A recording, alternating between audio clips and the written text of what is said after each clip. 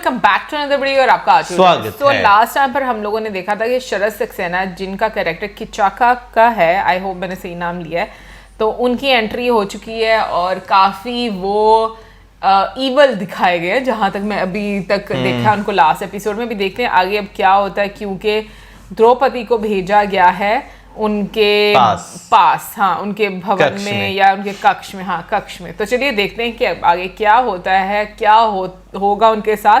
तो चलिए देख लेते हैं ये वीडियो। नातों के चक्कर भी अजीब होते हैं।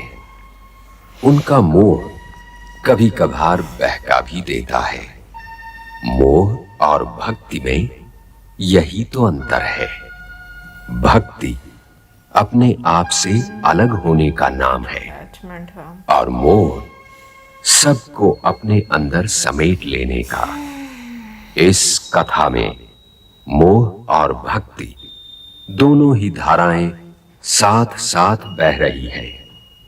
धृतराष्ट्र पुत्र मोह का प्रतीक है और भीष्म पितृभक्ति का।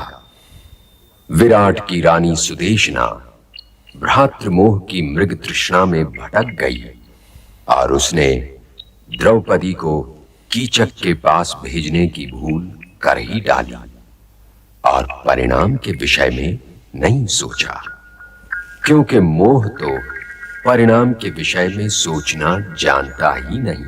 ये कीचक के भवन में जाती हुई द्रौपदी नहीं, सुदेशना के मोह का परिणाम है।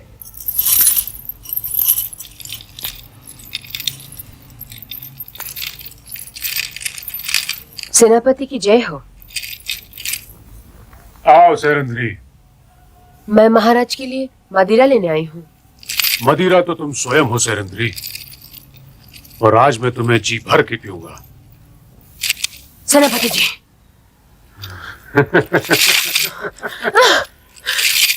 मत्स्य देश में कीचक से भागकर छिपने का कोई स्थान ही नहीं है सेरेंद्री।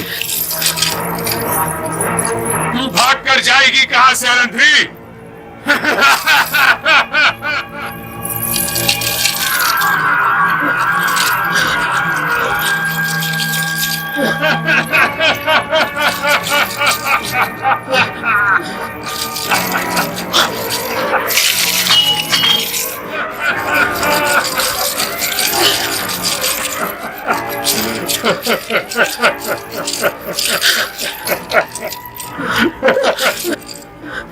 महाराज। मामाश्री। महाराज। महाराज।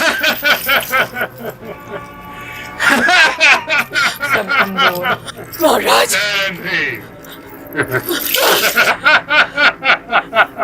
महाराज।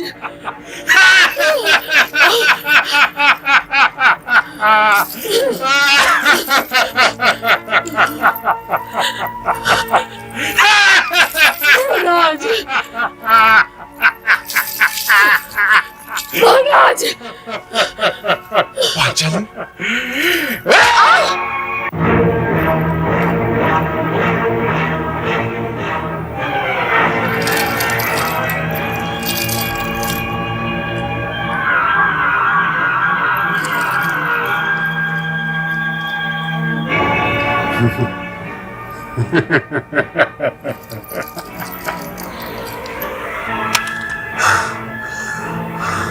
रसोई, तुम यहाँ क्या कर रहे हो? रसोई के लिए ईंधन चाहिए था। ईंधन चाहिए तो बाहर जाओ, परंतु एक बात याद रखना, जो वृक्ष छाया देता है उसकी एक एक पत्ती आदरणीय होती है, समझे? जाओ, चले जाओ।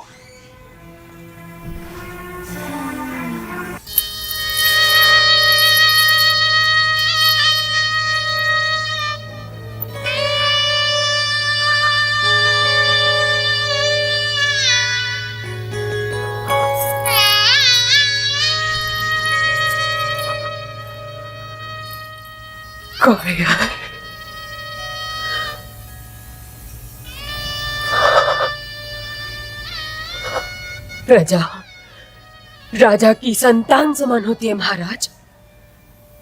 राज मुकुट के साथ ये प्रतिज्ञा भी जुड़ी होती है कि राजा प्रजा की सुरक्षा के लिए उत्तरदायी है। जिस सिंहासन पर आप विराजमान हैं महाराज, ये धर्म का स्थान है। मैं एक असहाय नारी हूं, मेरी रक्षा कीजिए।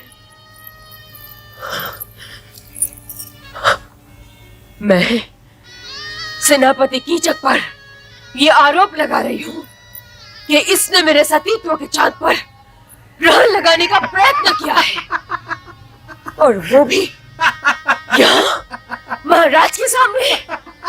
उसने मुझ पर हाथ उठाया, जिसकी साक्षी स्वयं महाराज की आंखें भी है, और वो सारी आंखें जो यहाँ उपस्थित है। मेरे इस अपमान का साक्षी ये लहू भी है, जो मेरे निर्दोष होठों से बह रहा है।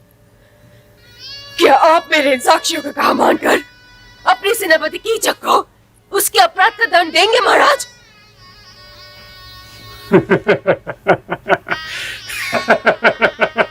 हे मत्स्य नरेश महाराज देख भी नेत्री क्या आप भी हस्तिनापुर नरेश की भांति एक नारी का अपमान चुपचाप सहन कर जाएंगे?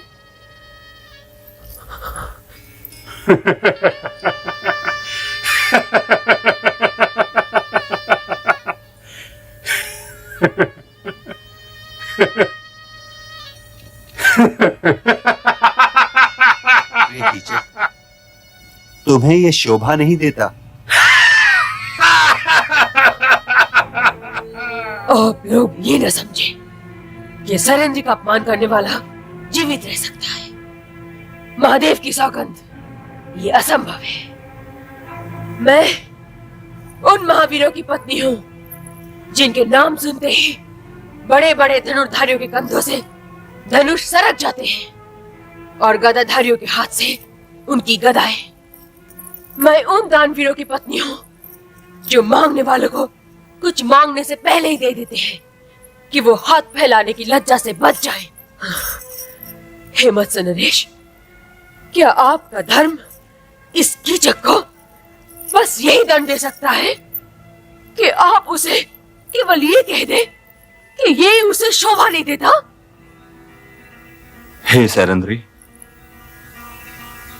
कदाचित तुम्हारे गंधर्वपति अभी तुम्हारे सामने आकर तुम्हारी रक्षा करना उचित नहीं समझते, और ये भी समझ लो कि क्षमा से उत्तम कोई धर्म नहीं। क्षमा ही सत्य है, क्षमा ही दया है, क्षमा ही तपस्या है, क्षमा ही धर्म है। तुम्हारे पति ये अवश्य जानते हैं कि तुम्हारे साथ यहां क्या हुआ। निर्णय उन पर छोड़ो और जाकर महारानी के केस संवारो, क्योंकि अभी यही तुम्हारा कर्तव्य है।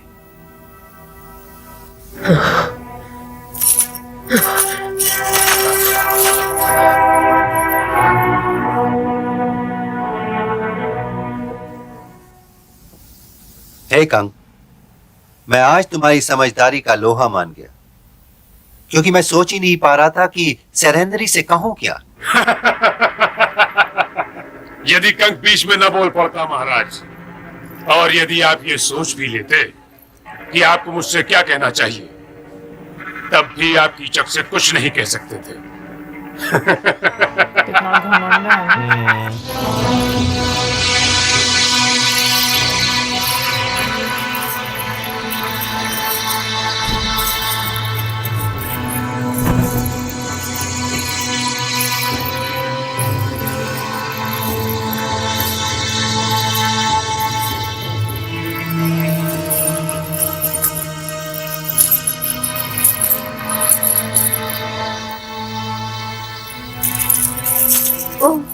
तुम्हें क्या हुआ सैरंद्री? जानकर अनजान न बनी महारानी जी। अपने भाई के कक्ष में तो स्वयं आप ही ने भेजा था ना मुझे। हाँ, मैं तुम्हारी अपराधिनी हूँ। मुझे भ्रातृमोह ने विवश कर दिया था, और विवशता के उसी क्षण में मैं भूल गई थी कि स्त्री की मर्यादा किसी भाई के मोह से कहीं अधिक मूल्यवान होती है। यदि तुम कहो तो मैं तुम्हें छूने के अपराध में उसे कड़ा दंड दिलवा दूं। आपके दंड देने से मुझे अपमान का घाव नहीं भरेगा। कीचक ने केवल मेरा ही अपमान नहीं किया है, उसने मेरे शक्तिशाली पतियों का भी अपमान किया है। अब आप उसकी गिनती जीवितों में न कीजिए।